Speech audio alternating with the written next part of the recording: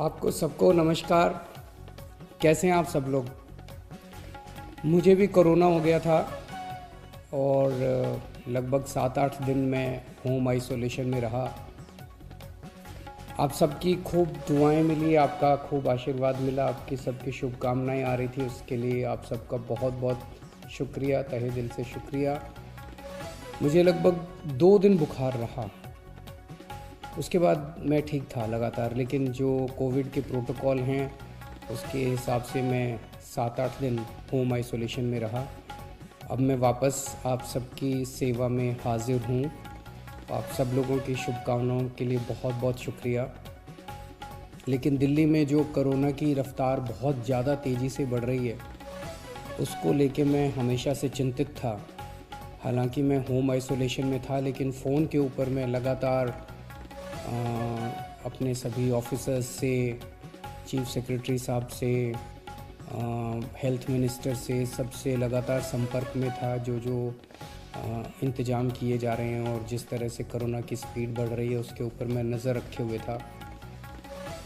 दिल्ली के अंदर जो कोरोना की, पूरे देश में कोरोना बहुत तेज़ी से बढ़ रहा है, दिल्ली में भी बहुत तेज़ी से बढ़ रहा है। रफ़्तार बहुत ज़्यादा तेज़ है। मैं देख रहा था कि कल वाला जो हेल्थ बुलेटिन था उसमें लगभग 20,000 के करीब केसेस आए थे, और आज शाम को जो हेल्थ बुलेटिन आएगा उसमें लगभग 22,000 केसेस, पिछले 24 घंटे के 22,000 केसेस आएंगे।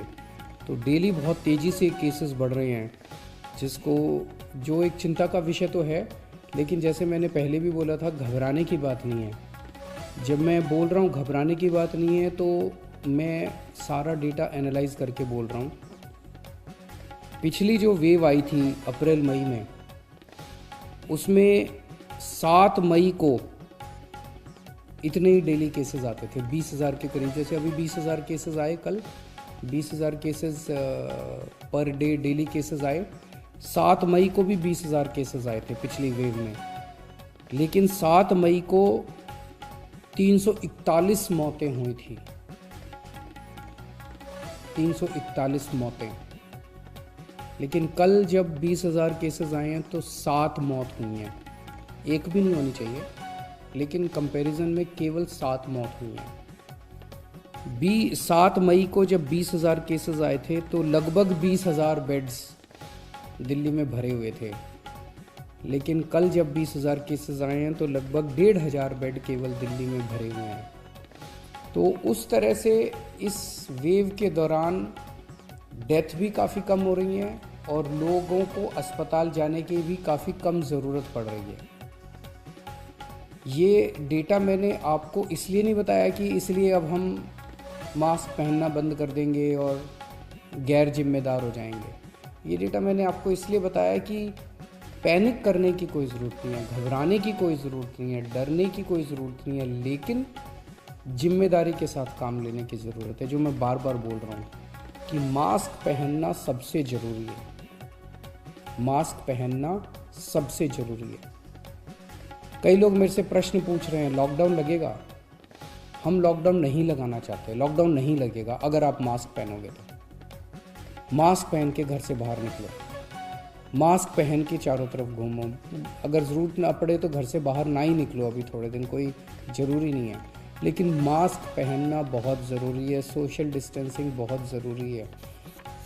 हम लॉकडाउन नहीं लगाना चाहते, फ़िलहाल लॉकडाउन लगाने की कोई हमारी मंशा नहीं है, और हम चाहते हैं कि जल्दी से जल्दी ये वेव ख़त्म हो, और कोशिश हमारी है कि कम से कम रिस्ट्रिक्शंस हम लोग लगाएं, ताकि लोगों के रोज़ी रोटी चलती रहे, लोगों के रोज़गार चलते रहें।